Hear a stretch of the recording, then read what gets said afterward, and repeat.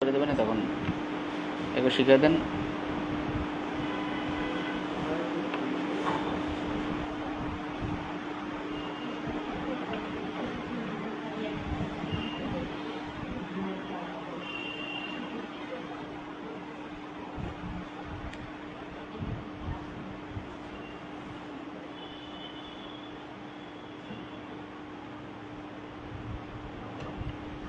তাহলে আজকে হচ্ছে আমরা এই 16 নাম্বার অ্যাপেন্ডিসাইট চিহ্নিত লক্ষণ কি কি এবং ঠিক আছে এই অ্যাপেন্ডিসাইট সম্পর্কে আমরা আলোচনা করব। ঠিক আছে, অ্যাপেন্ডিসাইটিস আমাদের হচ্ছে অ্যানাটমিতে পড়ানো হয়েছে না, যে স্মল ইন্টেস্টাইন লার্জ ইন্টেস্টাইন পড়ানো হয়েছে। বৃহদন্ত বা লার্জ ইন্টেস্টাইনের ফার্স্ট পার্ট হচ্ছে অ্যাপেন্ডিসাইটিস। ঠিক আছে, তার মানে এটার অবস্থান কোথায়? একজন এদিকে আসো, এই দেখে তুমি আসো আসো আসো এদিকে আসো, দ্রুত আসো। অ্যাপেন্ডিসাইটের অবস্থান কোথায় থাকে? তাহলে অ্যাপেন্ডিসাইট ইলিয়াক ফোসা, এখানে হলো লেফট ইলিয়াক ফোসা। তাহলে আমাদের হচ্ছে রাইট ইলিয়াক ফোসার এইখানে হচ্ছে অ্যাপেন্ডিক্সের অবস্থান। ঠিক আছে, রাইট ইলিয়াক ফোসা এই জায়গায়। এখানে কোনো মহিলা পুরুষের ভেদাভেদ নেই, যে মহিলার এক জায়গা পুরুষের এক জায়গায়, কোনো সুযোগ নেই, সবারই এক জায়গায়। দুনিয়ায় এসে যদি মানুষ হয়, মহিলা পুরুষ বা উভলিঙ্গ আছে না, যে মহিলাও না পুরুষ না, সবার একই জায়গায়। অনেকের প্রশ্ন থাকতে পারে, যে অনেকে প্রশ্ন করে যে অ্যাপেন্ডিসাইট কি মহিলাদের ক্ষেত্রে আলাদা বা পুরুষের ক্ষেত্রে আলাদা, এগুলো কোনো সুযোগ নাই। ঠিক আছে, রাইট ইলিয়াক ফোসা, এই রিজিয়নের নাম হলো রাইট ইলিয়াক ফোসা। পড়ানো হয়নি? ঠিক আছে, ইলিয়াক ফোসার এইখানে, বোঝা যাচ্ছে? তাহলে এই অর্গানে যদি কোনো ইনফেকশন হয়, তাহলে সেটা যেরকম টনসিলে ইনফেকশন হলে টনসিলাইটিস বলে। ঠিক আছে, তারপরে সাইনাসে ইনফেকশন হলে সাইনোসাইটিস বলে। আমাদের কনজাংটিভা মানে চোখে ইনফেকশন হলে কনজাংটিভাইটিস বলে। তাহলে ITES কোনো অর্গানের সাথে যদি যোগ করা হয়, তাহলে বুঝতে হবে ওই অর্গানটা ইনফেক্টেড হয়েছে। ঠিক আছে, বা ওই অর্গানটায় ইনফেকশন হয়েছে বা প্রদাহ হয়েছে। ওকে, ঠিক আছে, বসো। তাহলে অ্যাপেন্ডিক্সের অবস্থান কি আমরা কোথায় সেটা জানতে পারছি? রাইট ইলিয়াক ফোসার অ্যাপেন্ডিক্সের অবস্থান। এবার হচ্ছে এই অ্যাপেন্ডিক্স যে অর্গানটা, এটা যদি কখনো ইনফেকশন হয়, ইনফেকশন বা প্রদাহ বা জ্বালাপোড়া হয়, তাহলে আমরা এটার নাম দেবো অ্যাপেন্ডিসাইটিস। তখন হলো টনসিলে প্রদাহ, টনসিলে। ওকে, তাহলে আমাদের অ্যাপেন্ডিক্স যদি ইনফেকশন হয় তাহলে অ্যাপেন্ডিসাইটিস বলা হয়। অ্যাপেন্ডিসাইটিস যখন ইনফেকশন হয় তাহলে তার লক্ষণগুলো কি কি হবে? ঠিক আছে, লক্ষণগুলো কি কি হবে? পাশে ব্যথা শুরু হয়, নাভির চারিপাশে প্রথম লক্ষণ হয়, নাভির চারিপাশে ব্যথা। তারপরের থেকে এই ব্যথাটা 6 থেকে 8 ঘন্টা পরে রাইট ইলিয়াক ফোসায় চলে যাবে। কথা বোঝা যাচ্ছে? প্রথম ব্যথাটা হবে নাভির আম্বিলিকাল রিজিয়নের থেকে ব্যথা, এই যে নাভির এই রিজিয়নটার নাম আম্বিলিকাল রিজিয়নে ব্যথার থেকে শুরু হয়ে 6 থেকে 8 ঘন্টা পরে এই ব্যথাটা চলে যাবে কোথায়? রাইট ইলিয়াক ফোসায়, যে জায়গায় অ্যাপেন্ডিক্সের অবস্থান। এবং এইখানে যাওয়ার পরে তারপরে হচ্ছে কি হবে? ডান পাশে ব্যথা হবে। ব্যথা হলে তার ব্যথা যখন হবে, কোনো জায়গায় যদি ইনফেকশন হয়, তার অ্যাসোসিয়েট কিছু লক্ষণ আসে। সেটা হলো কি হবে? কোনো জায়গায় ইনফেকশন হলে প্রথম লক্ষণ হলো জ্বর আসবে। ঠিক আছে, জ্বর আসবে। তাহলে রাইট ইলিয়াক ফোসায় পেইন হবে, তারপরে জ্বর আসবে, দ্বিতীয় লক্ষণ। জ্বরের সাথে কি হবে? মাথায় যন্ত্রণা হতে পারে, তারপরে বমি হতে পারে। ঠিক আছে, তাহলে এই লক্ষণগুলো অ্যাপেন্ডিসাইটের লক্ষণ। বোঝা যাচ্ছে কথা? এটা যে কোনো জায়গায় ইনফেকশন হলে জ্বর আসবে। তাই অ্যাপেন্ডিক্সের একটা অর্গান, সেখানে শরীরের অর্গান, সেখানে ইনফেকশন হলে জ্বর আসবে। জ্বর আসলে মাথা ব্যথা হতে পারে, বমি হতে পারে। তাহলে এইগুলোই হলো অ্যাপেন্ডিক্সের লক্ষণ।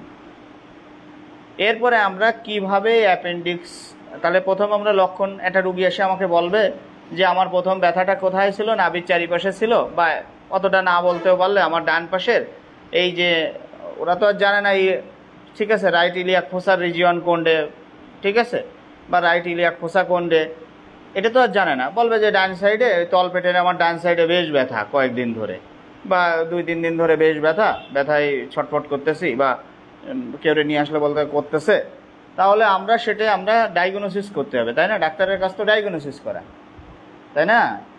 তাহলে ডায়াগনোসিস আমরা কিভাবে করব? আমরা রুগীর প্রথমে শুনবো ইতিহাস, তার কমপ্লেনগুলো শুনবো, চিপ কমপ্লেন, যে আপনার কী সমস্যা হয়েছে। আমরা জিজ্ঞাসা করি না, রুগী আসলে চেম্বারে আসলে আমরা বলি না যে মা বা বাবা বা ছোটো মানে ভাই তোমার কী সমস্যা হয়েছে, বা বোন তোমার কী সমস্যা হয়েছে। সে নিজেই বলবে যে আমার কি হয়েছে, আমার পেটের ডান সাইডে ব্যথা, তলপেটের ডান সাইডে ব্যথা। ওকে, তাহলে আমাদের ধারণা হবে যে অ্যাপেন্ডিক্স তো ওই জায়গায় থাকে, তাহলে ওই জায়গায় ব্যথা হচ্ছে, তার মানে অ্যাপেন্ডিসাইড হতে পারে। ওকে, 2 নাম্বার কথা হচ্ছে তার কি হবে, জ্বর আসবে, বমি হবে, মাথায় যন্ত্রণা হবে। তো এই লক্ষণ যখন থাকবে তখন আমরা তাকে পরের ধাপে যাব, সেটা আমরা টেস্ট করব যে তার ডান পাশের সত্যি কি ব্যথা আছে কি না। অনেক সময় বেগ কমপ্লেন করে যে শুনিছে ডান পাশে ব্যথা হলে অ্যাপেন্ডিসাইড হয়, এই পরীক্ষা তো সামনে, তাহলে আমার ডান পাশে পেটে ব্যথা, ঠিক আছে, এই বলে ডাক্তারের কাছে কমপ্লেন করে আসতেই পারে। তা সেটা তো আমার ডায়াগনোসিস করতে হবে। একটা রুগীর শ্বাসকষ্ট হচ্ছে, আমার বুকে স্টেথোস্কোপ লাগায় দেখতে হবে তো অরিজিনাল শ্বাসকষ্ট না বান ধরা শ্বাসকষ্ট। অনেকে যদি আমি এই মুহূর্তে যদি জোরে জোরে শ্বাসকষ্ট নিতে থাকি, আমার শ্বাসকষ্ট হচ্ছে, সবাই ছুটি আমার কাছে চলে আসবে। কিন্তু একটা ডাক্তার যখন দেখবে, সে তো স্টেথোস্কোপ দিয়ে বুকে স্টেথোস্কোপ দেবে, দিয়ে দেখবে যে তার লাংসের সাউন্ড কি আছে, তার রংকাই আছে কিনা, ক্রেপস আছে কিনা, না নর্মাল সাউন্ড। যখন তার নর্মাল সাউন্ড আসবে তখন তো বুঝতে হবে যে সে বান ধরে শ্বাসকষ্ট করতেছে। আছে না মহিলারা শ্বাসকষ্ট, বান ধরা শ্বাসকষ্ট আছে না, তো এগুলো আমরা বুঝি না। আমরা তো বুকে স্টেথোস্কোপ লাগালেই বুঝি। এটা কি তাকে সে যতই শ্বাসকষ্ট করে সারা দুনিয়া গড়গড়ি খাক, এটা সিম্প্যাথিকরণ করার জন্য হচ্ছে, যে কোনো কারণে হয়তো তার সাথে মানে ঝামেলা হয়েছে, সে সিম্প্যাথি গ্রো করার জন্য, সারা দুনিয়ার মানুষ এক করার জন্য এই শ্বাসকষ্ট করতেছে। তাহলে আমার তো ডাক্তার হিসেবে তাকে করতে হবে, ডায়াগনোসিস করতে হবে, না আমুক গো শ্বাসকষ্ট হচ্ছে, আমুক গো শ্বাসকষ্ট হচ্ছে। কি আমার মাথার গিলু নেই যে কেউ এসে বলতে পারে আমার ডাইন পাশে পেটে ব্যথা করছে, তাহলে আমি ক্লিনিক্যালি তাকে এক্সামিন করবো না যে তার কি অরিজিনালি অ্যাপেন্ডিক্স কিনা। তাহলে সেই রুগীটাকে এবার শোয়াতে হবে, শোয়ায় আবার আসো।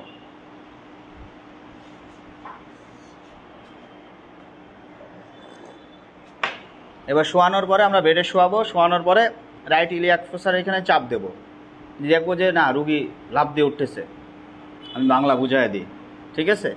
এটা হচ্ছে যখন চাপ দেবো তখন লাফ দিয়ে উঠতেছে, বা ছেড়ে দেওয়ার সাথে সাথে আরও জোরে লাফ দিচ্ছে, ঠিক আছে? তখন আমরা বুঝবো অ্যাপেন্ডিসাইড। আর একটা আছে, আমরা হাঁটুটা ভাঁজ করবো, ডান পাশের পাটা ভাঁজ করবো, ভাঁজ করেও যদি তার দেখে এখানে ব্যথা হচ্ছে, তাহলে এটাও অ্যাপেন্ডিসাইড। বোঝা যাচ্ছে? এটা হলো ক্লিনিক্যাল টেস্ট করতে হবে। ক্লিনিক্যাল টেস্ট মানে আমরা হাত দিয়ে চেপে আমাদের মাথার ব্রেন দিয়ে বের করে আমরা এটা অ্যাপেন্ডিসাইড কিনা, না ভান ধরা ব্যথা, বা এমনি তলপেটে প্রস্রাবের ইনফেকশনের ব্যথা, এটা আমরা ডায়াগনোসিস করতে পারবো, ঠিক আছে? তাহলে আমরা চাপ দেবো, প্রথমে চাপ দিলেও ব্যথা, চাপ দিয়ে দ্রুত হাত উঠে নেব, ঠিক আছে? এই টেস্টটা করলেও আমরা দেখবো যে ব্যথা করতেছে, ঠিক আছে? ব্যথা করলে চিৎকার করে লাফ দিয়ে উঠলে তাহলে বুঝবো যে একটা পজিটিভ, ঠিক আছে? পা ভাঁজ করবো, ডান পা ভাঁজ করে চাপ দেবো, দেখবো যে তখনও আমার পেটের এইখানে ব্যথা করতেছে। আবার যদি পেটের এই পাশেও চাপ দিই তাহলেও দেখবো যে আমার ডান পাশে ব্যথা করতেছে। কথা বোঝা যাচ্ছে? এই টেস্টগুলো যখন পজিটিভ থাকবে আমরা ধারণা করব ক্লিনিক্যালি তাকে অ্যাপেন্ডিসাইডের রুগী হিসেবে, অ্যাপেন্ডিসাইটিসের রুগী হিসেবে আমরা ধরে নেব। বোঝা যাচ্ছে? এরপরে যাও বসো।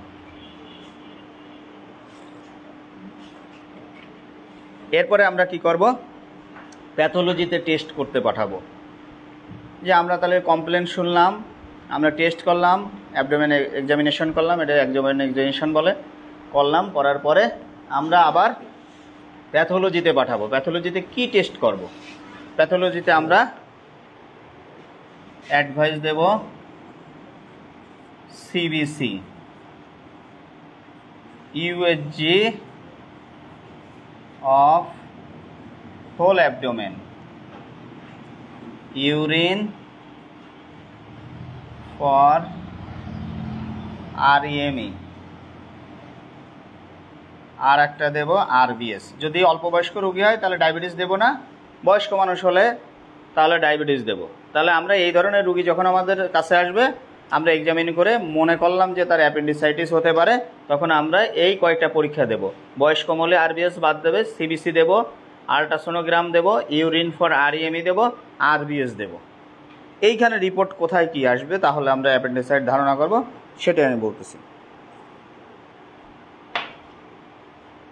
এই সিবিসিতে আমাদের বেসিক্যালি আমরা 4টে পরীক্ষা, অনেকগুলো পরীক্ষা করা হয়, বেসিক্যালি আমরা 4টে পরীক্ষা করি, টিসি, ডিসি, ইএসআর আর এইচবি পার্সেন্টেজ। এটা প্যাথোলজিতে পড়ানো হবে। এই 4টে বেসিক্যালি সাবজেক্টের পরে আমরা বেসিক্যাল জিনিসের পরে আমরা ফোকাস দেওয়া হয় সিবিসিতে।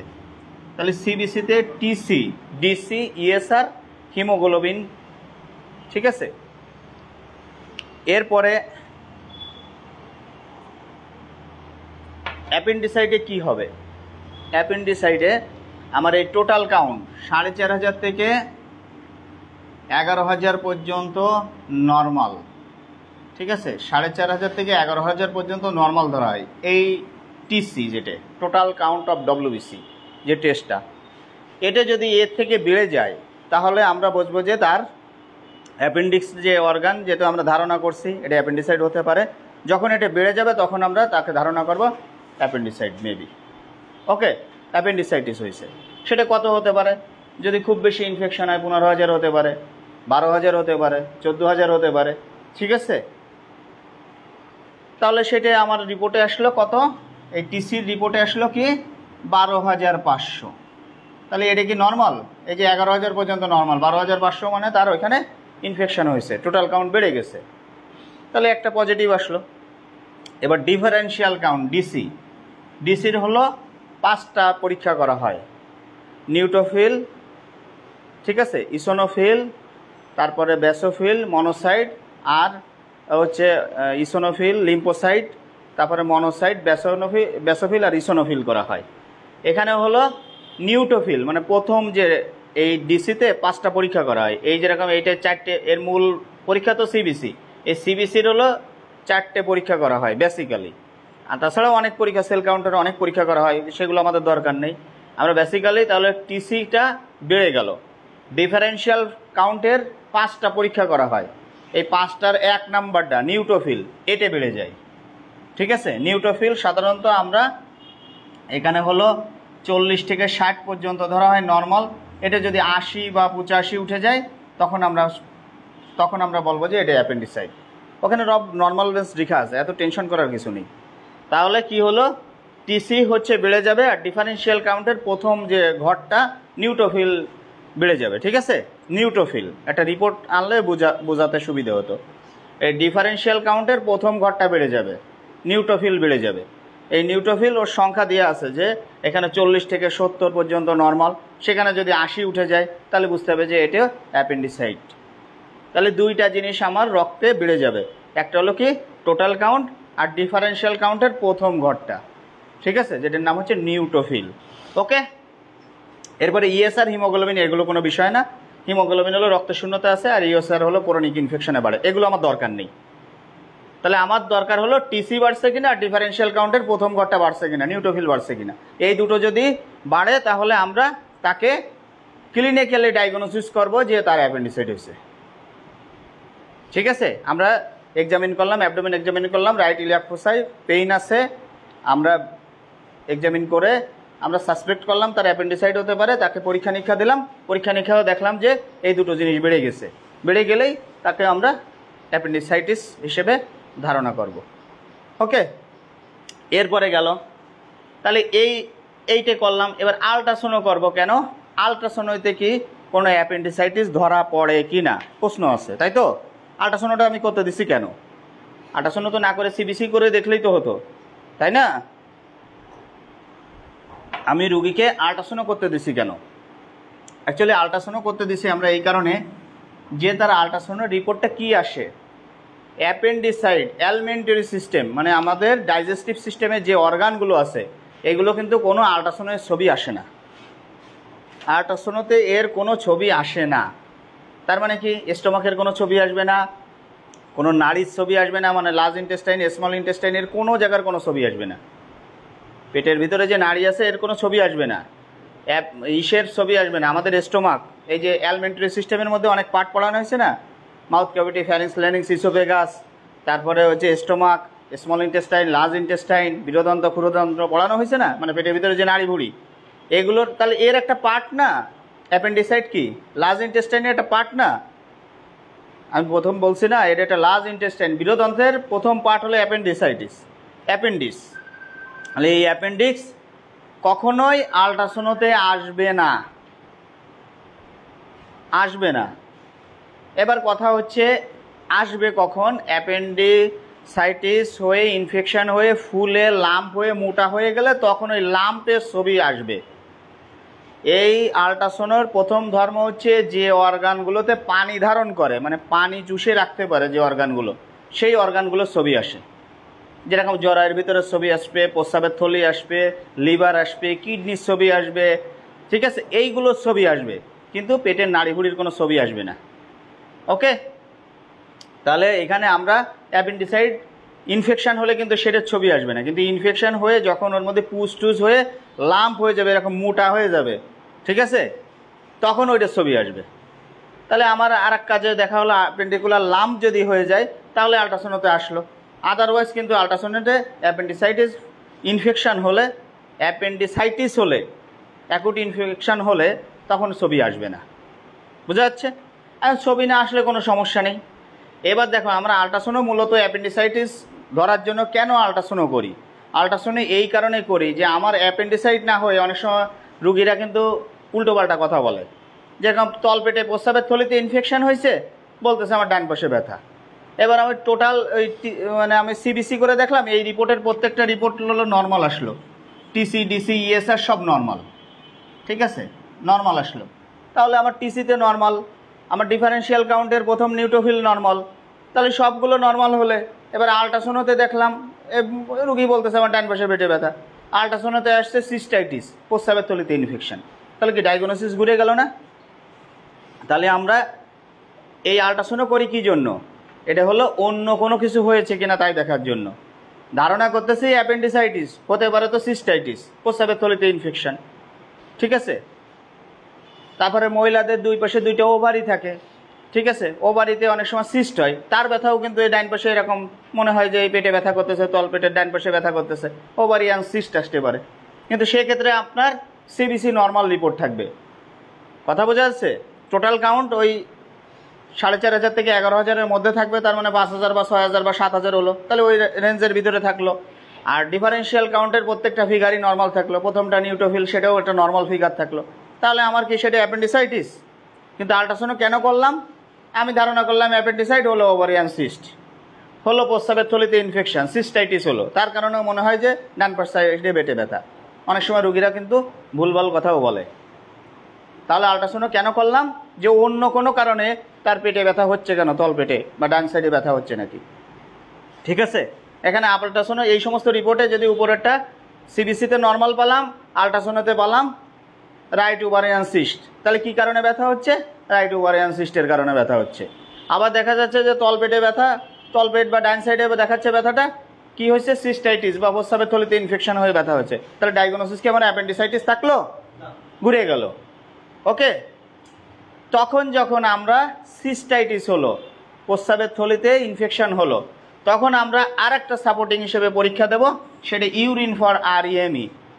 এইখানে কিন্তু আমাদের ইউরিন ফর আরইএমিতে প্রস্রাবে ইনফেকশনের চিহ্ন চলে আসবে, যে প্রস্রাবের থলিতে ইনফেকশন হলে প্রস্রাবে ইনফেকশন ছড়া যাবে। তাহলে এইখানে ইপিথেলিয়াল সেল আসবে, পাস সেল আসবে। প্যাথোলজি পড়ানো হয়েছে ওইখানে, কিন্তু ওই সেই কাজে লাগতেছে, কিন্তু এগুলো প্রত্যেকটা ক্লাসে কনসেন্ট্রেশন থাকতে হবে। প্যাথোলজি পড়ানো হয়েছে না এর আগে? ইউরিন আরইএমই পড়ানো হয়েছে না? ইউরিন আরইএমিতে বলা হয়েছে না ইপিথেলিয়াল সেল আর পাস সেলের কথা মনে আছে?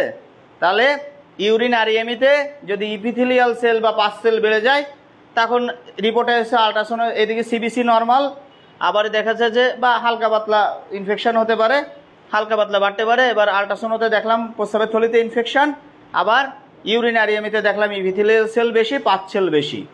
1 নাম্বার আর 2 নাম্বার ইউরিন আরইএমই মাইক্রোস্কোপিক্যাল এক্সামিনেশন, যেটা একটা হলো রুটিন এক্সামিনেশন খালি চোখে দেখে, একটা কেমিক্যাল এক্সামিনেশন, আরটা হলো মাইক্রোস্কোপিক্যাল এক্সামিনেশন। মনে আছে? কোনো কিছু বললে হবে না, ডাক্তারি পড়তে গেলে A to Z আদর্শলিপির দিয়ে শুরু করে একদম পুরো ওই সেই আছে না একটার ঘাড়ে পরে একটা সংযুক্ত অক্ষর, এগুলো তো কঠিন, এগুলো মনে রাখতে হবে। একটা ভুলে যায় আর একটা পড়লে ঠিক আছে, তাহলে কিন্তু হবে না। এখানে প্রত্যেকটা জিনিস মনে রাখতে হবে। এখানে একটার সাথে একটা মেডিসিন যখন পড়ানো হবে লাগবে অ্যানাটমি, লাগবে প্যাথোলজি, লাগবে মেডিসিন, মানে মেডিসিন তো বলতে ওই যে ফার্মাকোলজি। তাহলে কয়টা লাগতেছে মেডিসিন পড়তে গেলে? প্রথম লাগবে কি? অ্যানাটমি। এই যে অ্যানাটমি পড়াইছি না, অ্যাপেন্ডিসাইট কোন জায়গায় অবস্থান করে সেটা আমি পড়ানো হয়েছে না। তারপরে কোনটা লাগবে? প্যাথোলজি। এই প্যাথোলজি যে টেস্ট পড়াচ্ছি না, এতে তো প্যাথোলজি পড়াইছি। তারপরে আবার ওষুধ লাগবো না, তাহলে কোনটা লাগবে? ফার্মাকোলজি। তাহলে মেডিসিন কয়টা? তাহলে প্রথমে কি মেডিসিন পড়ানো উচিত? প্রথমে পড়ানো উচিত কি? Anatomy, basic. তারপরে কোথায় কোন অর্গান, টনসিলাইটিস পড়াইছি। এখন টনসিলের অবস্থান যদি না জানে, কেউ বলতে পারে যে আমার টনসিলাইটিস হয়েছে, পেটে ব্যথা হচ্ছে। টনসিল তাহলে পেটে থাকে, অ্যাপেন্ডিসাইড হয়েছে পিঠি ব্যথা হচ্ছে, ঘাড়ে ব্যথা হচ্ছে। অ্যাপেন্ডিসাইড ঘাড়ে থাকে, আগে জানতে হবে তো আমার অর্গানগুলো কোথায় কোন জায়গার অবস্থান। তাহলে প্রথম লাগবে কি? অ্যানাটমি। তারপরে হচ্ছে কি? অ্যানাটমির পরে পরীক্ষা নিরীক্ষা পড়াচ্ছি না, এটা কি প্যাথোলজির মধ্যে? তাহলে প্যাথোলজি লাগবে না, প্যাথোলজি পড়ানো হয়েছে।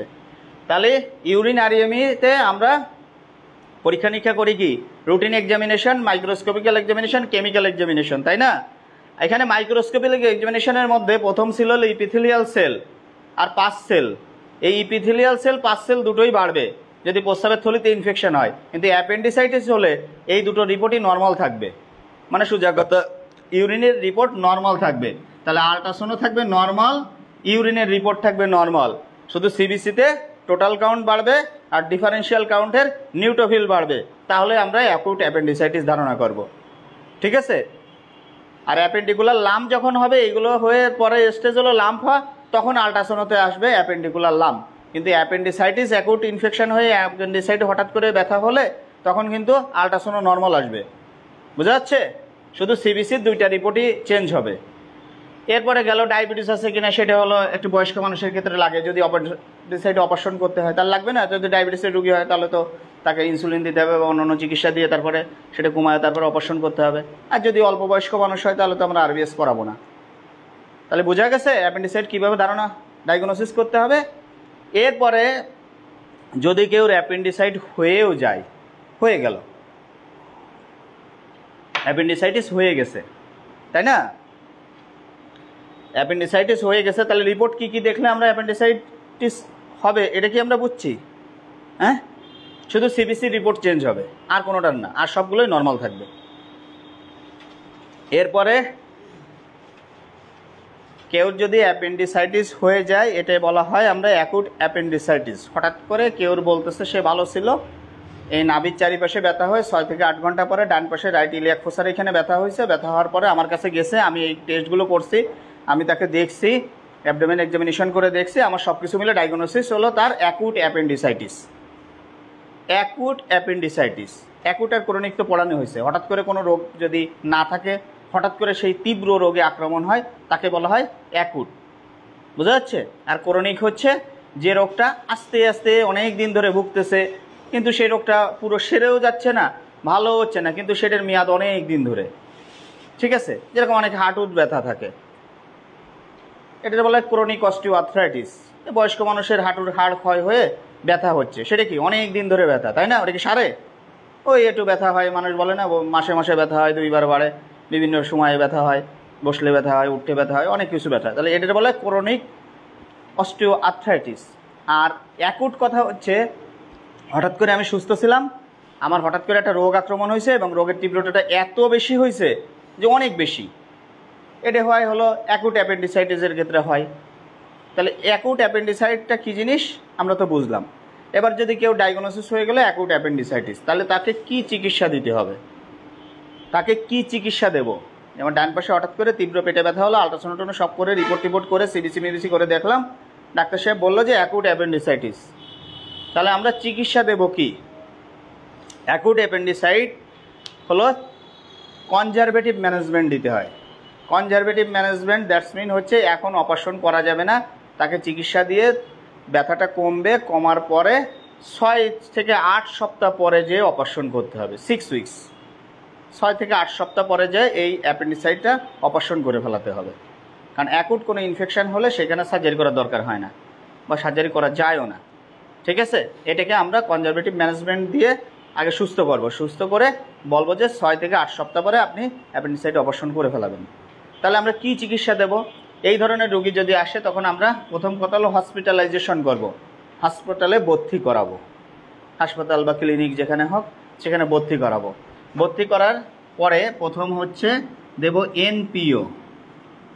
এনপিও মানে হচ্ছে নাথিং পার ওরাল, মানে মুখ দিয়ে কিছুই খাবে না।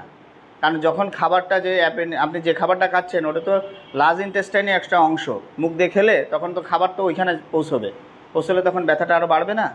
তার জন্য আমরা এনপিও মানে nothing per oral till further order, তার মানে যতক্ষণ পর্যন্ত সুস্থ না হবে ততক্ষণ পর্যন্ত আমরা মুখে খাওয়া বন্ধ করব। NPO nothing per oral, nothing মানে কোনো কিছুই না, পার মানে মুখ দিয়ে, ওরাল মানে মুখ দিয়ে কোনো কিছু খাওয়াবো না। এর অর্থ বাংলা ইংরেজিতে আমরা লিখি এনপিও টিল ফার্দার অর্ডার, শর্টকাটে আমরা এইভাবে লিখি, মুখে কিছুই খেতে দেব না। তো একটা মানুষ যখন মুখে না খাবে তখন বাঁচবে কীভাবে? স্যালাইন দিয়ে বাঁচাতে হবে, আইভি ফ্লুইড দিয়ে বাঁচাতে হবে। তাহলে আইভি ফ্লুইডের মধ্যে আমরা একটা অ্যাডাল্ট মানুষকে 3000 স্যালাইন দেব, তাহলে সে যতদিন ইচ্ছে ততদিন না খাওয়া রাখা যাবে। সেটা কি কি saline? DA 5%, 1000 CC, infusion 5%, DNS, এখানে 5% ডিএ তো আমি প্রথমে লিখলাম, 5% ডিএনএস, 1000 সিসি, তাহলে ডিএ 5%, 1000, 5% ডিএনএস, 1000 সিসি, আর ইনফিউশন হার্টম্যান সলিউশন এটাও 1000 সিসি। এটা কোথায় দেব? শিরা পথে দেব, শিরার ভিতরে দেব। তাহলে লিখতে হবে আইভি স্টার্ট মানে শুরু করতে হবে অ্যাট 30 ড্রপ পার মিনিট। যদি 30 ড্রপ পার মিনিটে দেওয়া হয় তাহলে এই 3000 স্যালাইন চলবে 24 ঘন্টা, তাকে কাভারেজ দেবে 24 আওয়ার্স। এটা লেখা লাগবে না, এমনি জাস্ট বলার জন্য। তাহলে আমরা মুখে খাওয়া বন্ধ করলে তার কি বাঁচায় রাখার জন্য স্যালাইন দেবো না? তাহলে স্যালাইন দেবো ডিএ 5% বা 5% ডিএ 1000, 5% ডিএনএস 1000, আর ইনফিউশন হার্টম্যান সলিউশন 1000। এই 3টে স্যালাইন শিরা পথে দেবো। আইবি মানে শিরা পথে, মানে মাংসে দেওয়া যাবে না, তো শিরা পথে দিতে হবে। শিরা পথে IV start at 30 drop per minute, মানে 30 ফুটা করে পার মিনিটে চলবে। 1 মিনিটে যদি 30 ফুটা করে দেওয়া হয় তাহলে এই 3টে স্যালাইন তার শরীরে ঢুকতে 24 ঘন্টা সময় দেবে। তাহলে 24 ঘন্টা মানে দিন রাত 24 ঘন্টায় তাকে এই স্যালাইন দিলেই এনাফ। ঠিক আছে? সে যদি 1 সপ্তাহ 2 সপ্তাহ যাই না খেয়ে থাকুক কোনো সমস্যা তার হবে না। Start at 30 drop per minute, 30 ফোঁটা করে প্রতি মিনিটে দেব।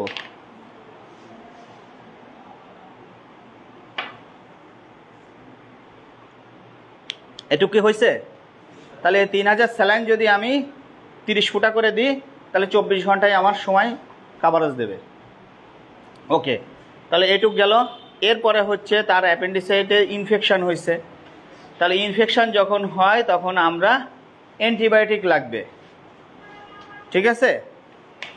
অ্যান্টিবায়োটিক আমরা কি দেব? ইনজেকশন পেটের ব্যথার জন্য বা পেটের ইনফেকশনের জন্য সিপ্রোসিন বা সিপ্রোফ্লক্সাসিন, সিপ্রোসিন ইনজেকশন আছে বা সিপ্রক্স আছে, সিপ্রক্স। এই সিপ্রোফ্লক্সাসিন গ্রুপ, সিপ্রোসিন আছে, সিপ্রক্স আছে বাজারে। এটা 1 ভায়েল আইভি মানে শিরা পথে। ঠিক আছে? আইভি স্টার্ট করব অ্যান্ড 12 আওয়ারলি দেবো, 12 ঘন্টা পর পর দেবো। সিপ্রোফ্লক্সাসিনের ডোজ হলো আমরা পড়ছি না ডেইলি 2 বার করে, তার মানে 12 ঘন্টা পর পর দেবো। এনে এই অর্ডারগুলো কিন্তু ইংরাজিতে লিখতে হয়, বাংলায় লেখা যায় না, কারণ এটা তো হাসপাতালে ভর্তির অর্ডার। ঠিক আছে? এগুলো কিন্তু বাংলায় লেখা যায় না প্রেসক্রিপশনের মতন, এগুলো ইংলিশে লিখতে হয়। ঠিক আছে? তাহলে সিপ্রোসিন বা Ciprox 1 vial IV start and BD মানে দিনে 2 বার করে বা 12 ঘন্টা পর পর দেবো। সকালে 1টা রাত্রে 1টা, সকাল 8টা দিলে রাত 8টা, রাত 8টা দিলে সকাল 8টা। ওকে,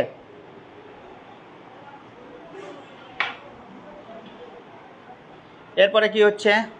তাহলে মুখে খাওয়া বন্ধ করলাম, স্যালাইন দিলাম, সিপ্রোফ্লক্সাসিন দিলাম। পেটের ডাইন সাইডে তার প্রচুর ব্যথা না? ঠিক আছে? কি পেটে ব্যথা না, অনেক ব্যথা না, ডান সাইডে তার ব্যথা না, ব্যথা কমার ওষুধ দিছি আমি কোনো, এতে অ্যান্টিবায়োটিক দিলাম। ওইখানে যে অ্যাপেন্ডিক্সে যে ইনফেকশন হলো অ্যাপেন্ডিক্সে, সেই ইনফেকশন মারার ওষুধ দিলাম সিপ্রোফ্লক্সাসিন, কিন্তু পেটে ব্যথার ওষুধ দিছি, তার ডান সাইডে যে ব্যথা করতেছে এটা কমার ওষুধ দিছি, দিইনি। ওকে, এরপরে আমরা দেব সেই ওষুধ, সেটা হলো কি দেব, এখানে হচ্ছে ট্রামাডল হাইড্রোক্লোরাইড খুব ভালো কাজ করে, অ্যানাডল ইঞ্জেকশন।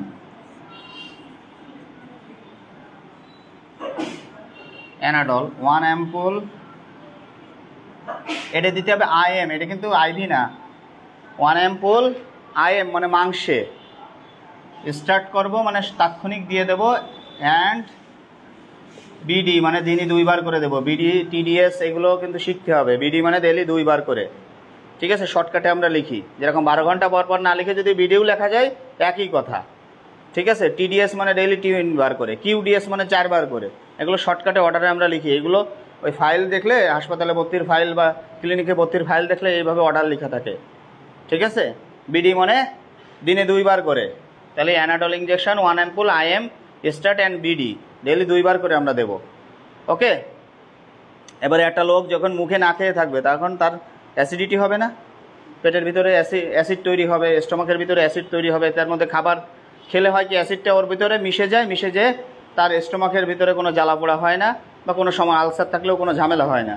তাহলে তার অ্যাসিড নিউট্রালাইজ করার জন্য ওষুধ দেবো, বা পিপিআই গ্রুপের ওষুধ দেবো, নাহলে তো তার পেটে ব্যথা শুরু হয়ে যাবে। এক্ষেত্রে আমরা গ্যাসের ইঞ্জেকশন দেব। গ্যাসের ইঞ্জেকশন দুনিয়ায় অনেক গ্যাসের ইঞ্জেকশন আছে, আমরা যে কোনো ব্র্যান্ডের থেকে ব্যবহার করতে পারি। এখানে ইসোমিপ্রাজল ব্যবহার করতে পারি, এক্সিয়াম ইঞ্জেকশন 40 মিলিগ্রাম এক্সিয়াম আছে, সার্জেল আছে, কত কি আছে, ওমেপ আছে, ইমেপ আছে, হাজার হাজার ইঞ্জেকশন আছে, ঠিক আছে। এক্সিয়াম 41 ভায়েল, মানে এটা কিন্তু ভায়েল। অ্যাম্পুলার ভায়েল জানেন?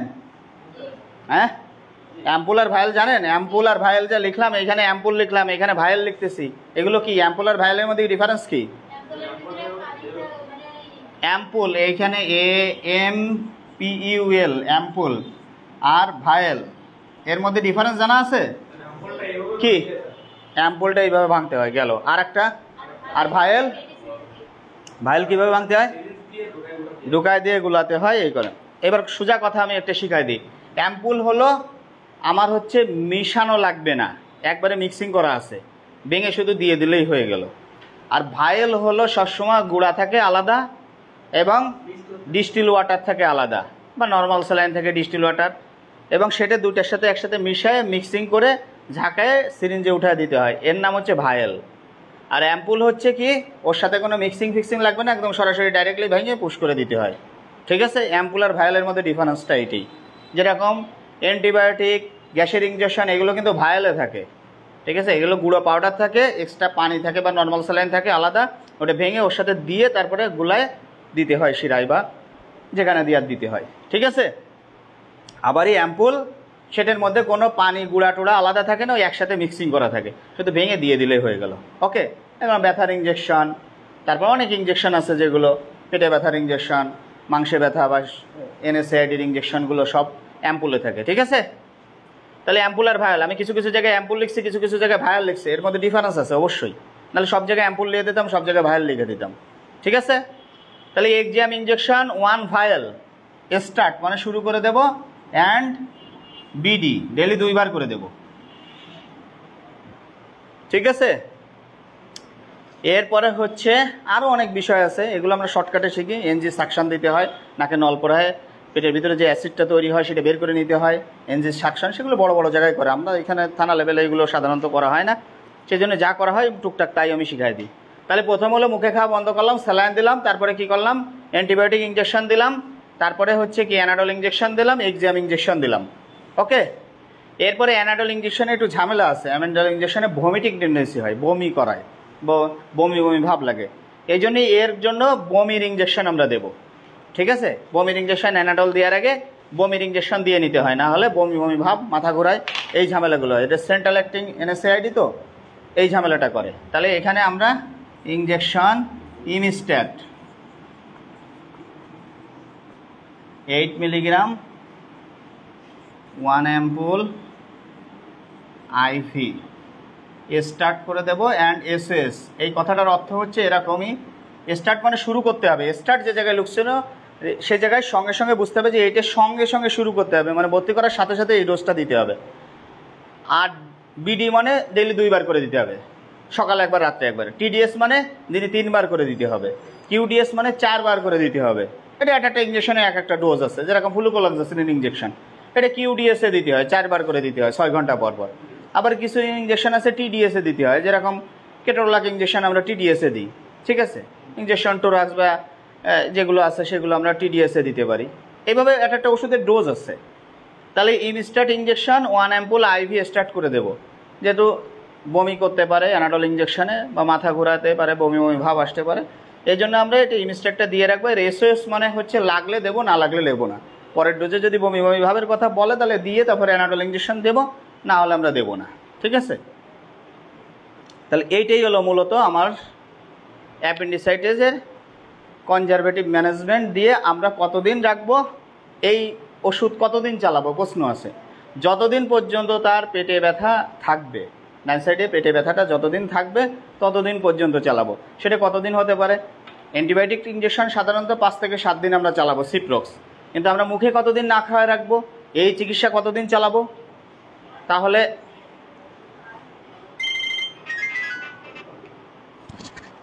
নমস্কার স্যার। না স্যার, ডিউটিতে না, এখন হচ্ছে মিনমাদে আছে, মিনমাদে আছে।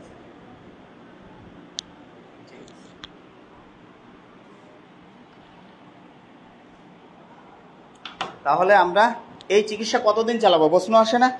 সারা জীবন চালাবো না। এই মুখে খাওয়া কতদিন বন্ধ রাখবো? অ্যান্টিবায়োটিক না, সিপ্রোফ্লক্সাসিন আমরা 5 থেকে 7 দিন দিলাম, ডেইলি 2 করে 14টা দিলাম, সেটা আলাদা, অ্যান্টিবায়োটিক ডোজ কমপ্লিট করলাম। কিন্তু মুখে খাওয়া বন্ধ করব, পেটে ব্যথার ইঞ্জেকশন চালাবো, এই সমস্ত কতদিন চালাবো, তাই না? যতদিন পর্যন্ত তার ডান সাইডে পেটে ব্যথা থাকবে, সোজা কথা। সেটা 3 দিন হতে পারে, 5 দিন হতে পারে, 7 দিনও লাগতে পারে। যতদিন তার ব্যথা থাকবে ততদিন পর্যন্ত এই চিকিৎসা চালাবো। কিন্তু অ্যান্টিবায়োটিক সিপ্রোফ্লক্সাসিন 5 থেকে 7 দিন সর্বনিম্ন, ব্যথা কমে গেলেও আমরা চালাবো, ওকে। আর তার ডোজ কমপ্লিট করব। আর যদি ভালো হয়ে যায় মুখে খাওয়াতে দেবো। সিপ্রোফ্লক্সাসিন তো মুখে পাওয়া যায়, শিরায় দিলেও যে কাজ, মুখে খেলেও একই কাজ, একই তো উপাদান। যেমন পেটে ব্যথা কমে গেছে, সব কিছু সুস্থ হয়ে গেছে, এই ওষুধগুলো আমরা মুখের ডোজ করে দেবো আমরা। কিন্তু মুখে ততদিন পর্যন্ত দেবো না যতদিন পর্যন্ত তার পেটের ডান সাইডে ব্যথা আছে। অ্যাপেন্ডিক্স যে অর্গানটা যেখানে, সেইখানে যারা যতক্ষণ পর্যন্ত ব্যথা থাকবে ততক্ষণ পর্যন্ত আমরা মুখে খেতে দেবো না, ওকে। এরপরে গেল, তার তো সুস্থ হয়ে গেল, মুখে খাওয়ার ওষুধ দিলাম, ডোজ কমপ্লিট হয়ে গেল, সে সুস্থ হলো, বাড়ি চলে গেল, বাড়ি ওষুধ লিখে দেবো, 3 দিন বা 5 দিন ভর্তি করে রাখলাম, ব্যথা কমে গেল, সুস্থ হলো, মুখে এই ওষুধগুলো বাড়ি লিখে দিলাম, ডোজ কমপ্লিট হলো।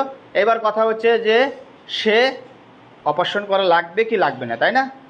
এখানে অবশ্যই করা লাগবে। এটা 6 সপ্তাহ পরে তাকে অ্যাপেন্ডিসেক্টমি অপারেশন করতে হবে। অ্যাপেন্ডিসেক্টমি মানে কি? এই অ্যাপেন্ডিক্স অর্গানটা তাকে কেটে ফেলাতে হবে। কেটে ফেলালে ইনফেকশন হবে। যদি আঙ্গুলে ইনফেকশনে আঙ্গুল যদি কেটে ফেলায়, আঙ্গুলে কি আর ইনফেকশন হওয়ার সুযোগ থাকবে? ঠিক আছে। যদি না করা হয় সেক্ষেত্রে কি সমস্যা? সে তো সুস্থ হয়ে গেছে, তার অ্যাপেন্ডিসাইটিস দরকার কি?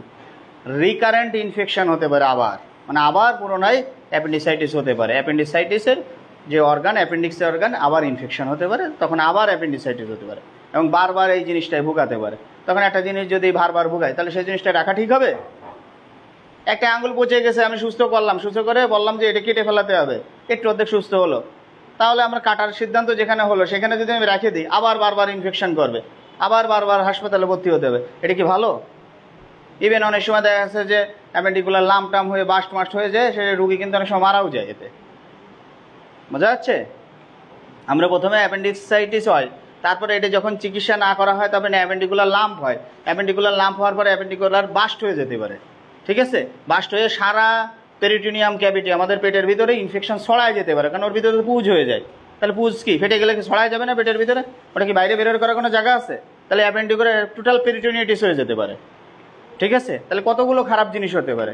অ্যাপেন্ডিসাইটিস যদি আমরা এইভাবে ইনফেকশন কন্ট্রোল না করি তাহলে অ্যাপেন্ডিকুলার লাম্প হবে, লাম্প হওয়ার পরে বাস্ট হবে, বাস্ট হওয়ার পরে পেরিটোনিয়াইটিস হতে পারে, আর পেরিটোনিয়াইটিস হয়ে গেলে কিন্তু রোগী বাঁচানো খুব টাফ ব্যাপার। তাহলে কোথায় ছিল অ্যাপেন্ডিসাইটিস আর কোথায় পেরিটোনিয়াইটিস? বোঝা যাচ্ছে কথা? ঠিক আছে, বন্ধ করলে হচ্ছে।